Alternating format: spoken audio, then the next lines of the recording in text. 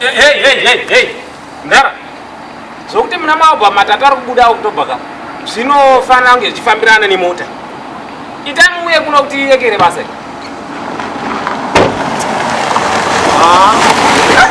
Ndiri kuno ndeipi? Ndara. Yeso ndida kuti hamunzati vanhu vada kutakurwa kuenda kushow nemota. Mota yatomisa vanhu. Amukona. Hamusi kuhwa kureba kwangu handiti. Iwa. Zviri mapoints ekureba. Ari kutokuita kuti mundi divorce. Iwa zveneyo kashonga.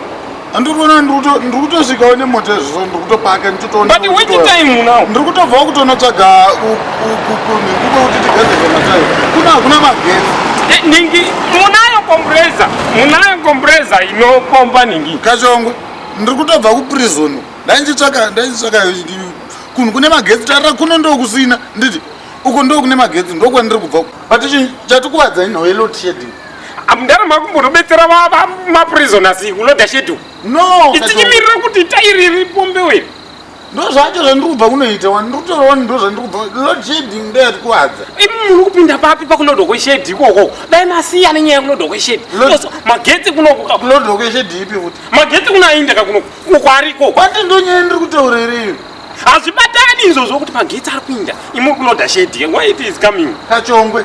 Load shedding kuri kunetsa kwemagetsi munharaunda ino yatogara ino. Ndo zvatotaura iyo ndikasa kuti magetsi ariko. Handiti. Dai tanotsvaga kuti patingaona pane compressor ani papo. Yangu yashamisirei compressor. Kachongwe. Load shedding haisi yangu ini. Load shedding haisi yangu. Iyo wazopindirei pakunoloda shedhi iyoyo. Rega vanoda shedhi yavo kuprison ikoko. Kachongwe load shedding haisi yangu ndeEscom. Evanhu vemagetsi kuna hakuna magetsi. Iwo uda kuonekwa handiti. Uda kudlira pakunoonekwa iwo kuti vanhu veEscom handitika vari kuda kuita magetsi avo oga vachinoda shedhi yavo handitika. Iwo uda kunopinda papa pakunodhwa kweshedhi yeEscom apo. Uda kudlaka iwo. Chari kungozvakakurya achide papa yeEscom apo. Ndonyatsokutsana sei. Alright. Mota yacho ndeyangu alright. Ndeyangu vhiri nderangu. Vanhu vada kutakurwa ndevako kuti vaende kusviko iyoyo. Shedhi yanga chinodhwa ndeyako futi yeEscom. Udakurya iwe. Kachongo. Load shedding nditi. yeEscom. yeEscom yawadhira mari. Wadhira mari. Kurati murungu ari kutiziva kuti wanga waneti wanonoka kuuya uchidya mari yeEscom yekuloda shedhi. ESCOM yekubudisa mari yochidya ichiloda magetsi ichinoda shedhi. Unogona kuteerera here?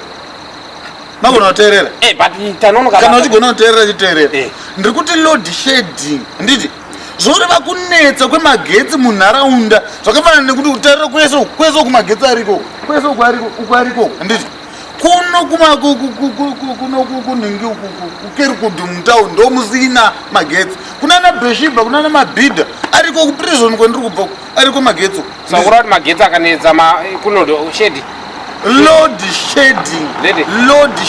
Sakura kunetsa kwemagetsi kuenda musaloda zvakazvi abnormal. Inyaya yekuloda shedhi iyo inenge itori abnormal. Ukaona manoda chinhu chiri abnormal magetsi anoenda. Munonodhera izvinhu zviri abnormal kuno. Ndakoniwa kutsanangurira kwacho. kuBheshibha kuvari kutadza kuloda mashedhi havanei kuloda shedhi. Imi chamanda kuloda shedhi yakakurisa zvimashedhi zviri kulodwako. Wakamboona mota dzakanzi Escom dzakamba dzakatakura zvimaladha pamusoro. Ukaona iwo uchitaura nawo ina handishandiko kwetu. Nekuti wadla mari yako ka yeEscom. Hapana mari yandadla. Maloda shedhi ka. Hapana load yeshedhi. Ukaenda kuprison neshedhi iyoyo. Kure kuti magetsi anenge alimited. Handiti alimited ari kuwandirwa magetsi hapana zvechinhu charaichiwa. Hapana chinhu charaichiwa ipapo. Ishoko rechirungu chete ravangotora kuti magetsi anenge awandirwa saka vanenge vakulimit. Load shedding. Kwete load shedding, load shedding. Iyo load shedding iyoyo. Magetsi aiswa papi papi. Dambudziko zvoreva dambudziko remagetsi ekuti ari kuwandika. Hapana magetsi. Electricity loading. Handiti. A full package of electricity ndokuwandirwa kwemagetsi. Manje you just say load shedding. Load. What means load? Load zorevi. Nekacho. Load zorevei.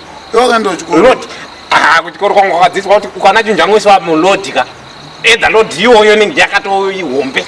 Kana kuti inenge idiki load iyoyo. Vanhu vemagetsi apa vakashaisha chirungu pakunoload apo.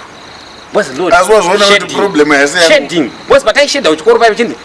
shed that ndatazwazvona kauti dambudziko arisira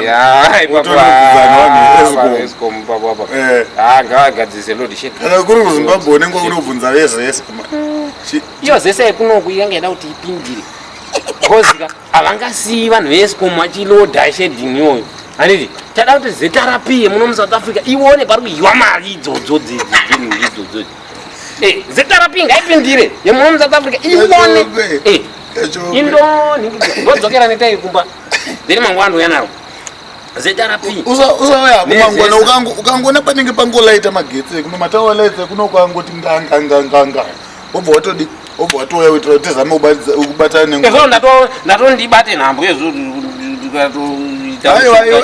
iwe chifamba asi uzame kuhwisisa next time chisoro chako achihwesi une chisoro ngungunde saura ndatoribajati werini ukauda kundidena chamwari nechihovhororo chako chezvaita chimapoindi oraitika chokwe